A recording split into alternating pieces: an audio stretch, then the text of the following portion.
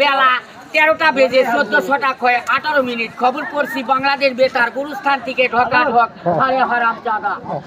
গতকাল বুড়িগঙ্গা নদীতে 3 বেরেল মায়াবরী করে মাছের সংখ্যা কমে গেছে, বাঙালি আর মাছ খেতে পারতেছে না, মৃত্যুর দাম বাড়ে গেছে বলে খবরে ঘোষণা দিয়েছে। আমার নাম তফিজউদ্দিন সরকার। গতকাল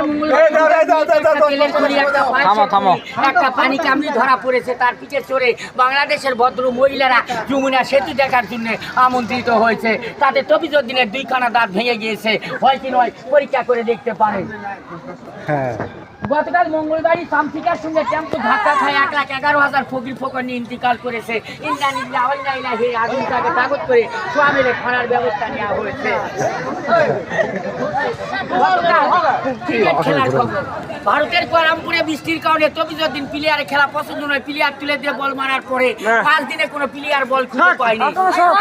কম্পিউটারে পরীক্ষা করে দেখা গেল বল এখনো মাটির পড়েনি, আরেক কম্পিউটার বললো তফিজউদ্দিন বলই মারা পারেনি। নপাড়াও সীতারপুর মঙ্গলবারই কল্যাণপুর ভুটিয়াপাড়া আটটুকা নিজামপুর ডুবরকড়িয়া নিমদলের উপর দিয়ে ঘন্টায় 45 থেকে 46 কিলোমিটার বেগে অস্থায় দমকা হাওয়া বয়ে যেতে পারে। সেই সঙ্গে বজ্র সহ বৃষ্টি হতে পারে সব এলাকার বড় বড় আধা কলার গাছগুলাকে 9 নম্বর হুঁশিয়ারি সংকেত দেখে যেতে বলা হয়েছে।